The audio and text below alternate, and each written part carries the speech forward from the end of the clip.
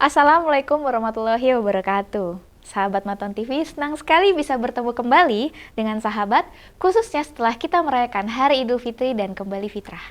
Pertama-tama, izinkan saya menyampaikan mohon maaf lahir dan batin dari saya dan seluruh kru Maton TV yang tidak sempat kami ucapkan sebelum Hari Raya.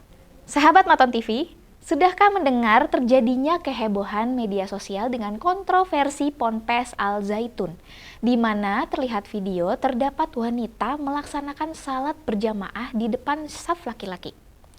Kita akan sedikit membahas terkait hal yang menjadi kontroversi. Sebetulnya bagaimana aturan Islam mengenai keabsahan tata sholat berjamaah tersebut? Menurut berbagai sumber yang tim Maton dalami, bahwa pertama, dalam aturan sholat yang dilakukan Ponpes Al Zaitun sudah menyalahi tata cara sholat yang dianjurkan Rasulullah yang sudah disepakati ulama-ulama pada umumnya. Yang kedua, apabila tata cara sholat seperti itu tetap dikerjakan, bisa membawa kepada gangguan sosial masyarakat karena menuai kontroversi yang potensi menimbulkan perpecahan.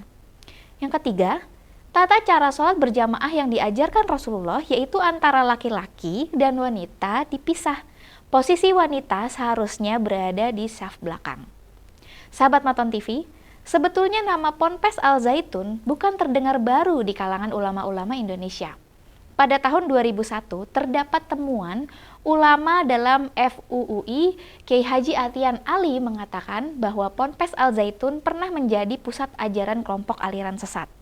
Salah satu yang mencengangkan ialah ajaran menghukumi kafir kepada orang-orang yang tidak masuk dalam kelompok ajaran Al Zaitun. Pada tahun itu juga sempat dilakukan pembubaran terhadap kelompok ini. Hingga saat ini, MUI melakukan pendampingan terhadap masyarakat yang pernah terpapar keanggotaan kelompok tersebut. Selain fakta tersebut, Ketua Ikatan Sarjana Quran Hadis Indonesia, Ustadz Fauzan Amin, juga menanggapi alasan Ketua Ponpes meletakkan wanita berada pada saf depan jamaah laki-laki yang tak lain wanita tersebut adalah istrinya, adalah untuk memuliakan istrinya. Ustadz Fauzan Amin menjelaskan bahwa Allah Subhanahu wa Ta'ala memandang status hambanya laki-laki dan wanita adalah sama. Namun hal itu tidak diberlakukan dalam ibadah sholat. Rasulullah SAW mencontohkan kepada umatnya bahwa dalam urusan menunaikan ibadah sholat untuk memisahkan diri dari selain jenisnya. Sebab laki-laki dan wanita yang bukan mahram adalah dua jenis insan yang diciptakan untuk bisa saling bersyahwat satu sama lain. Sahabat Maton TV, ada hal yang juga tak kalah mengherankan di jagat media online. Alih-alih menyoroti aturan saf laki-laki dan perempuan, kelompok intoleran justru malah menyoroti kursi-kursi yang diletakkan di depan. Mereka mengatakan bahwa meletakkan kursi-kursi adalah kebiasaan kaum kafir umat beragama lain. Diksi selanjutnya mereka memframing kita harus anti melakukan hal-hal yang dilakukan oleh kaum beragama lain, bahkan dihukumi haram. Selain itu, mereka mengatakan bahwa meletakkan kursi-kursi adalah kebiasaan kaum kafir umat beragama lain. Diksi selanjutnya, mereka memframing kita harus anti melakukan hal-hal yang dilakukan oleh kaum beragama lain, bahkan dihukumi haram.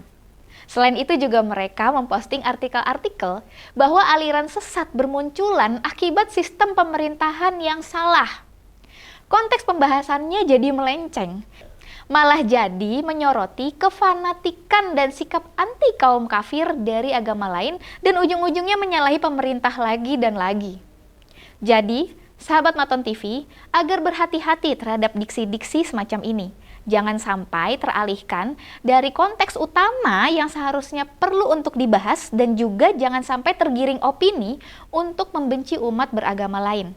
Karena dari framing teks inilah mereka berupaya membrainwashing secara halus untuk menjadi kelompok intoleran. Selain itu, kesimpulan dari kontroversi ini yang perlu menjadi catatan kita adalah yang pertama, bentuk sholat id yang dilakukan di Al Zaitun jelas berbeda dengan tuntunan Rasulullah SAW dalam tata cara sholat berjamaah. Yang kedua, MUI sudah menganggap ajaran dan tata cara itu keliru, maka sebaiknya netizen jangan meniru tata cara itu. Dan yang ketiga, saat ini muncul berbagai macam aliran dan pandangan keagamaan yang sering membingungkan. Maka sebaiknya generasi muda merujuk kepada pandangan ulama-ulama kita yang sudah umum, supaya tidak terjerumus ke dalam kesesatan dalam beragama. Demikian sahabat Maton TV pada pertemuan kali ini. Semoga sahabat sehat selalu dan semoga ulasan yang kami berikan bisa menjadi inspirasi dan mencerahkan. Demikian sahabat Maton TV pada pertemuan kali ini. Semoga sahabat sehat selalu dan semoga ulasan yang kami berikan bisa menjadi inspirasi dan mencerahkan. Sekali lagi, mohon maaf lahir dan batin. Wassalamualaikum warahmatullahi wabarakatuh.